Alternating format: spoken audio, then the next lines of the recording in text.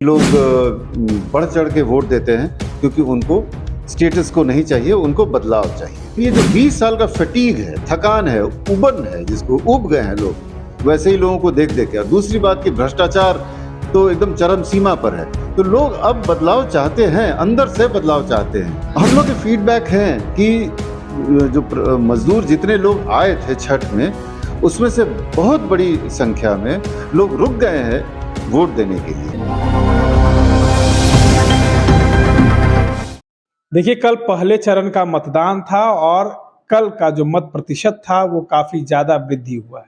इस बार जो है कई लोग जो है बिहार में पहुँचे छठ के बाद जब चुनाव हुआ, और प्रशांत किशोर ने कहा था कि इस बार छठ के बाद जो है जो लोग बिहार में आएंगे दूसरे राज्यों से प्रवास करके, जो बिहार से प्रवास करके जो दूसरे राज्यों में गए हैं, वो इस बार यहीं रहेंगे क्योंकि उनको एक उम्मीद मिला है, रोजी रोजगार बिहार में मिलेगा।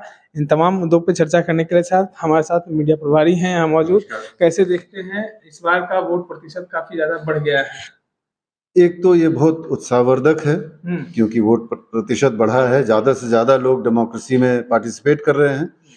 प्रजातंत्र का स्ट्रेंथ तो यही है, ज्यादा से ज्यादा लोग निकल के अगर वोट दें तो वो प्रजातांत्रिक व्यवस्था को मजबूती देता है। और दूसरी बात जो हम लोग के पॉइंट ऑफ व्यू से, जनसुराज के पॉइंट ऑफ व्यू से बहुत एनकरेजिंग है, बहुत उत्साहवर्धक है। कितना फायदा होगा आप लोग को? अब वो तो उसको क्वांटिफाई करना तो मुश्किल है, लेकिन मैं जो बता रहा हूँ कि अभी जो फाइनल फिगर हमारे पास है 64.66% वोटिंग हुई है, जो लगभग 9 से 10% ज़्यादा है पहले से। अब कुछ लोग ये कह रहे हैं कि ये एसआईआर के चलते है क्योंकि पूरा का पूरा वोट बेस में बहुत सारे वोट्स कटे हैं।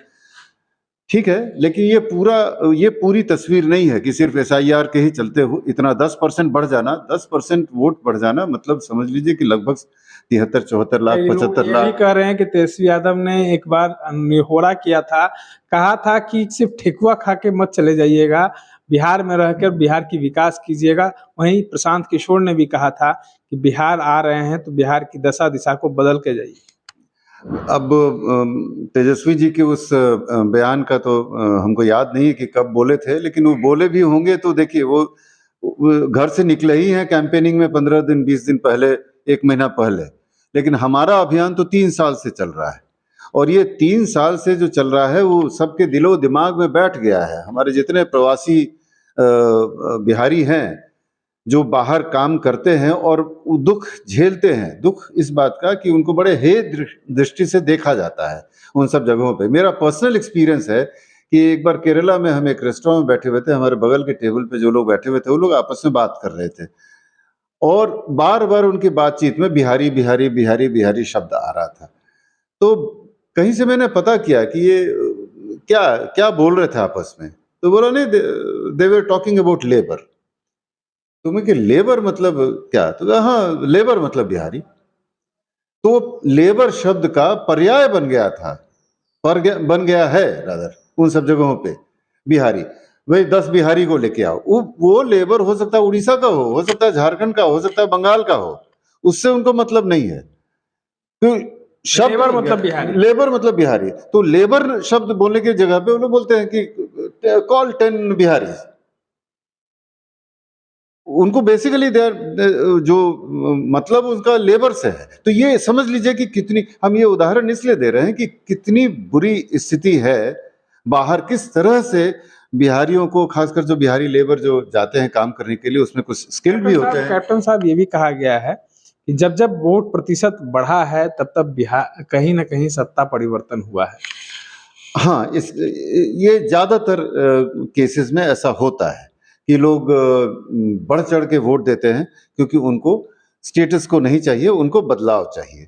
ये ज्यादातर केसेस में, कुछ केसेस अपवाद भी हैं, लेकिन ज्यादातर केसेस में यही देखा गया है कि देखिए, और अपवाद तब होता जैसे 2010 में हुआ था, वो एक अपवाद था कि उसमें जो भी लोग निकले वो पॉजिटिव वोट था नीतीश कुमार के लिए, क्योंकि 5 साल उन्होंने अच्छा काम किया था। लेकिन ये जो 20 साल का फटीग है, थकान है, उबन है, जिसको उब गए हैं लोग, वैसे ही लोगों को देख देख के। और दूसरी बात कि भ्रष्टाचार तो एकदम चरम सीमा पर है। तो लोग अब बदलाव चाहते हैं, अंदर से बदलाव चाहते हैं। और सबसे ज्यादा बदलाव का जो मशाल जलाने वाले लोग होते हैं ना, वो युवा वर्ग प्रशांत है। किशोर ने एक मुद्दा जो है सेंटर में लाके रख दिया, प्रवास का, पलायन का। क्या अब जो प्रवासी मजदूर हैं उनको ये चीज खटका, वो चीज जो है इससे जनस्वराज को फायदा होगा? हम लोग के फीडबैक हैं कि मजदूर जितने लोग आए थे छठ में, उसमें से बहुत बड़ी संख्या में लोग रुक गए हैं वोट देने के लिए। और स्वराज इस पर- को? हाँ, अब स्वराज को? नहीं, अब ये तो हम नहीं कहेंगे कि किसी से ये पूछ के, लेकिन उसमें से सारे के सारे लोग जन स्वराज के इस बात से प्रभावित हैं, इसमें कोई शक नहीं है। हमारा अवेयरनेस कैंपेन जो था ना, हमारा जागरूकता अभियान जो था 3 साल से चल रहा है, वो बहुत सक्सेसफुल रहा। अब उसके चलते ये लोग आए हैं और रुके हैं वोट देने के लिए। अब इसमें से हमारा ये विश्वास है कि सबसे बड़ा प्रतिशत वोट जो होगा वो जन स्वराज को ही मिलेगा, क्योंकि ये लोग कास्ट एग्नोस्टिक हैं। ये लोग किसी कास्ट, धर्म और समुदाय के बेसिस पे नहीं वोट करेंगे। इनको अपनी स्थिति मालूम है, बाहर कैसा है वो मालूम है, बिहार में कैसा है वो मालूम है। तो हम बातों को सुन रहे थे, हमारे साथ जनस्वराज के नेता थे। और देखिए, फायदा तो कहीं ना कहीं जनस्वराज को इसका पहुंचने वाला, क्योंकि जिस तरीके से प्रशांत किशोर ने पलायन का मुद्दा उठाया और ये भी कहा कि जब तक आपको बिहार में रोजी रोजगार नहीं मिलेगा तब तक आप बिहार में रहेंगे, और हमारी सरकार बनती है तो बिहार के लोगों को कई बड़े सौगात देने की बात जो है प्रशांत किशोर ने की। क्या इस बढ़ता जो है मत प्रतिशत क्या गवाह है बिहार में सत्ता परिवर्तन का? इस तरह के तमाम अपडेट्स के लिए बने रहे इनसाइडर लाइव के साथ। धन्यवाद।